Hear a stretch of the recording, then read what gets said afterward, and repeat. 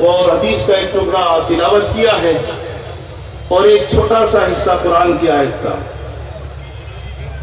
اللہ رب العزت ارشاد فرماتے ہیں کہ تمہارے مال بھی اور تمہاری اولاد بھی یہ آزمائش کے لیے۔ حضور پاک سرور کونین صلی اللہ علیہ وسلم ارشاد فرماتے ہیں ہر امت کا ایک نہ ایک فتنہ رہا ہے جس میں اس کو آزمایا گیا۔ کہا میری امت کا فتنہ پہلا مال ہے اور ایک روایت میں ہے کہ عورت ہے۔ اور یہ دونوں فتنے اس وقت کوئی گھر ایسا نہیں جس گھر کے اندر یہ نہ پہنچے ہوں۔ آج کمانے والا یہ نہیں دیکھتا کہ حلال کیا ہے اور حرام کیا ہے، یہاں تک کہ اس کی حرمت اس کے ذہن سے نکل چکی ہے۔ کاروبار شراب کا ہو تو لے لیتا ہے، شراب کا کاروبار سود کا ہو تو لے لیتا ہے، کاروبار جھوٹ کے ذریعے سے کسی کی جائیداد کے دفن اور قبضہ کرنے کا ہو تو کر لیتا ہے، کاروبار اگر چوری اور ڈکیتی کے ذریعے سے بڑھ رہا ہو تو یہ بھی کر لیتا ہے۔ اور پھر ہم اور آپ بھی اس کی عزت بڑھانے کے لیے اس کی بیٹھکوں پہ رونق بناتے ہیں۔ ہم اس کو کہتے ہیں الیکشن میں کھڑا ہو جائے اس لیے کہ تم نے شراب میں بہت کمایا، یہ جاننے کے باوجود کہ سارا کاروبار شراب کا ہے۔ اگر مولانا آخری صاحب دامت برکاتہ تم وہاں پہنچ گئے تو آپ نے اعتراضات کی بوچھار لگا دی، آپ نے اعتراضات کرنے شروع کر دیے کہ ایسے آدمی کے ہاں کیوں ناشتہ کر لیا، کھانا کھا لیا۔ حالانکہ مسئلہ یہ ہے کہ جس کی کچھ جائز ہو کچھ ناجائز آمدنی ہو تو اللہ رب العزت کی طرف سے فیصلہ ہے کہ علماء کے حق میں جائز قبول ہوتی ہے، ناجائز قبول ہی نہیں ہوتی، تو وہ تو اس نیت سے چلے جاتے ہیں۔ لیکن آپ کس نیت سے بیٹھتے ہیں، آپ کس نیت سے ووٹ دے رہے ہیں اور کاروبار میں عزت بڑھا رہے ہیں؟ آپ بھی تو برابر کی شریک ہیں۔ بے شک جب اخلاقیات مر چکی ہوں، جب گھروں کے اندر سے اخلاقیات نکل چکی ہوں تو آخر میں یہی ہوتا ہے۔ اور جب حرام کاروبار سامنے آ جاتا ہے تو نہ باپ کی عزت رہتی، نہ ماں کی عزت رہتی، نہ بھائی بھائی کا رہتا، نہ دوست دوست کا رہتا، اس کا تعلق صرف ہے تو مال سے ہے، نہ وہ کسی کی بچی کی قدر کر سکتا جو اس کے گھر میں آئے گی، اس لیے کہ تعلق بچی سے نہیں ہے، تعلق مال سے ہے۔ مال ملا تو عزت ہے، نہیں مال ملا تو پھر طلاق در طلاق نہ جانے کیا کیا مرحلے آ جاتے ہیں۔ اور یہ اخلاقیات کہاں سے دم توڑی؟ یہ ہماری تربیت سے حکیم لقمان علیہ السلام کی واقعات اور ان کی نصیحتیں اٹھا کر دیکھ لینا۔ اپنے بیٹے کو مخاطب کر کر کے جو کفر کی طرف سے چلا گیا تھا سمجھا رہے ہیں اور بہترین انداز سے سمجھا رہے ہیں، ہم نے وہ طریقہ اپنایا نہیں۔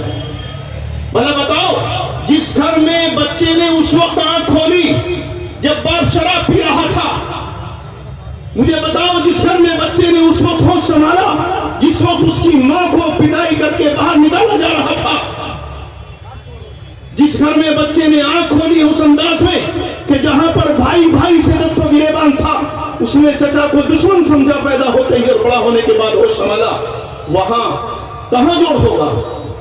وہاں کہاں جوڑ ہونے کے بعد اتفاق اور اتحاد پیدا ہوگا؟ خاندان ختم ہو چکے، اس لیے کہ وہ پیدا ہوتے اس کے سامنے اس کی ماں اس کے چچا کی برائی کر رہی، اس کے سامنے پیدا ہوتے ہی بیوی اپنے شوہر کی برائی کر رہی ہے۔ پہلا جس گھر میں نشہ چل رہا ہو وہ باپ کبھی اپنے بیٹے کے دل و دماغ میں یہ ڈال دے گا کہ نشہ برا ہے؟ اللہ کے رسول نے تو یہ فرمایا تھا کلکم مسئولون کلکم راع وکلکم مسئول عن رعیتہ، ہر ایک تم میں سے سوال نگہبان ہے اور اپنے ماتحت جو بھی اس سے سوال کیا جائے گا۔ کیا ہم اور آپ ذمہ دار اپنے گھر کے نہیں ہیں؟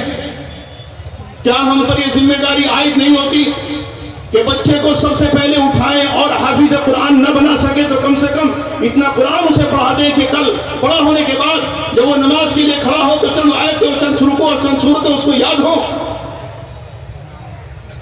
عجیب ماحول ہے اس زمانے میں بھی، اس کو ترقی یافتہ زمانہ کہا جاتا ہے۔ دین کو ہم نے ضرورت ثانیہ سمجھا ہے، ضرورت اول سمجھا ہی نہیں۔ اگر ہم اس کو پہلی ضرورت سمجھتے، ہم سمجھتے کہ جس طرح ہمارے اوپر فرض عین نماز ہے، اسی طرح اپنے بچے کو علم دین سکھانا فرض عین ہے۔ جس سے حلال و حرام کی تمیز آ جائے۔ حلال و حرام کا مطلب اتنا ہی نہیں ہے کہ کوا کھا لینا، فلاں کوا کھانا حرام ہے، فلاں جانور حلال ہے، فلاں جانوروں سے تعلق نہیں، بلکہ حقوق کا ادراک کر لینا، یہ جان لینا، شوہر یہ جان جائے کہ بیوی کے حقوق کیا ہیں، باپ یہ جان جائے کہ اولاد کے حق کیا ہیں۔ آج ہم اولاد کے حق بھی صحیح ادا نہیں کرتے۔ حضور پاک صلی اللہ علیہ وسلم کے بعد حضرت عمر فاروق رضی اللہ عنہ کے سامنے ایک بوڑھا آیا اور آ کے کہنے لگا، حضرت امیر المومنین میرا ایک ہی بیٹا ہے اور میری فرما برداری نہیں کرتا۔ حضرت عمر بڑے جلالی تھے اور کہنے لگے، کس نوجوان میں اتنی ہمت ہوئی کہ میری حکومت میں اپنے باپ کی خلاف ورزی کرے گا؟ بلاؤ اس نوجوان کو۔ نوجوان سامنے آیا تو ہاتھ جوڑ کے کھڑا ہو گیا، امیر المومنین پہلے میری بات سن لی، اس کے بعد جو فیصلہ ہو کر لینا۔ امیر المومنین نے پوچھا، سنا کیا بات ہے؟ فرمایا، حضرت اتنا پوچھنا چاہتا ہوں، کیا سارے حقوق اولاد کے ذمے ہیں ماں باپ کی، یا اولاد کے بھی حق ہیں کچھ ماں باپ پر؟ فرمایا ہاں، پیدا ہو تو اچھا نام رکھے۔ فرمایا، امیر المومنین سن لیجئے، میرے باپ نے میرا جو نام رکھا ہے اس کا ترجمہ نکلتا ہے پاخانے کا کیڑا۔ بھلا بتاؤ، آج کے زمانے کا کسی کا نام پاخانہ رکھ دیا جائے، کس مجلس میں وہ جائے گا؟ کہاں جائے گا؟ فرمایا، امیر المومنین میں کسی مجلس میں جانے کے قابل نہ رہا، امیر المومنین میں گھر سے نہ نکل سکا، آج میرا کوئی دوست نہیں ہے، اس لیے کس نام کی وجہ سے مجھے چڑھاتے ہیں، کہاں جاؤں، کس طرف جاؤں؟ اور فرمایا، دوسرا حق یہ ہے کہ اس کو دین کی تعلیم دے۔ فرمایا، یہ بوڑھا بیٹھا ہوا ایک لفظ تک نے مجھے نہیں سیکھنے کا موقع دیا۔ خدا تعالیٰ کے سامنے کیا جواب؟ ابھی قاضی صاحب رکو کر پڑھ رہے تھے، جس میں فرمایا تھا، جو اس دنیا میں اندھا ہے وہ آخرت میں بھی اندھا ہے۔ آج ہم اپنی ذمہ داریوں سے اندھے ہیں تو یاد رکھنا، خدا تعالیٰ کے سامنے خالص اپنا جواب نہیں، اپنی اولاد کا جواب بھی دینا ہوگا۔ کیا یہ صرف ذمہ داری تقریروں سے ادا ہو جائے گی؟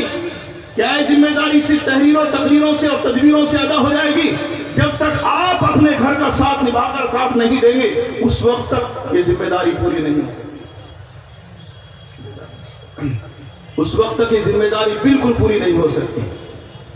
جائیں وقت پر جائیں اور باتیں کہتی جائیں، وقت پر کہہ دیا جائے یہ بہترین ہے اور اچھی بات کہہ دی گئی ہے، لیکن بہترین وہ بات ہوتی ہے جس پر عمل ہو جائے۔ بہترین وہ بات ہوتی ہے کہ جس کو اپنی گٹھی میں باندھنے کے بعد یہ سوچ لے کہ آج کے بعد سب کچھ کروں گا لیکن حرام نہ کھاؤں گا اور نہ مال کماؤں گا۔ کیا آپ وعدہ کر سکتے ہیں کہ انشاءاللہ آج کے بعد حرام روزی نہیں کمائیں گے؟ کریں گے وعدہ؟ کیا آپ یہ وعدہ کریں گے اپنی اولاد میں سے ہر بچے کو قرآن کم سے کم ناظرہ پڑھائیں گے؟ کریں گے وعدہ انشاءاللہ؟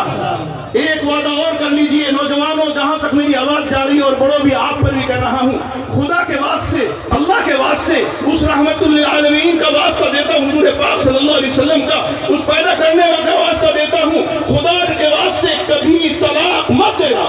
وعدہ کرتے ہو؟ چاہے کچھ بھی ہو جائے، میں اس سے اوپر کہہ رہا ہوں، چاہے دوسری شادی کر لینا لیکن طلاق بالکل مت دینا۔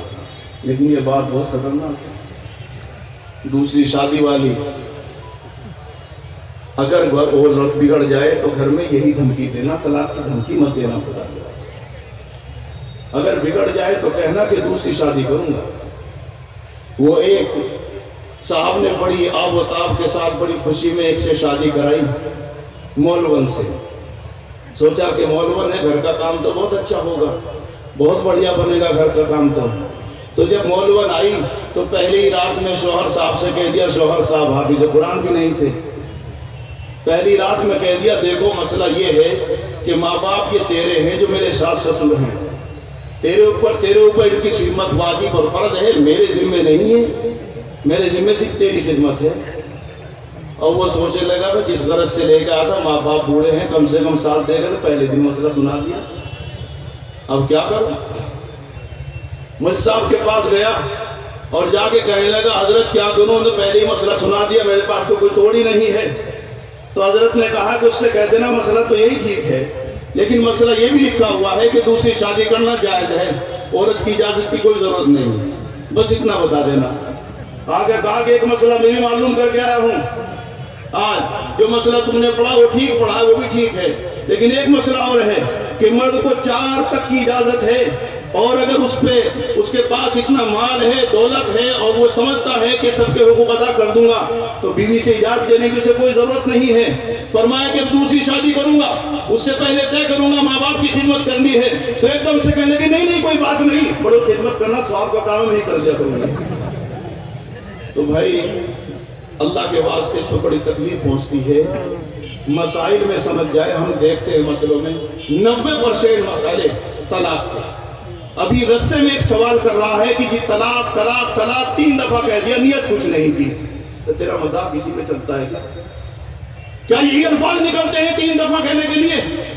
خیال کرو، جس نے اپنی بیٹی دی، میں نے پہلے بھی شاید کہا ہوگا اور کئی جگہ کہا ہوگا کہ آپ تہیہ کر لیں کہ جو شخص مال کا مطالبہ کرتا ہے وہ انسان نہیں ہے، وہ بھیڑیا ہے، وہ انسان نہیں ہے۔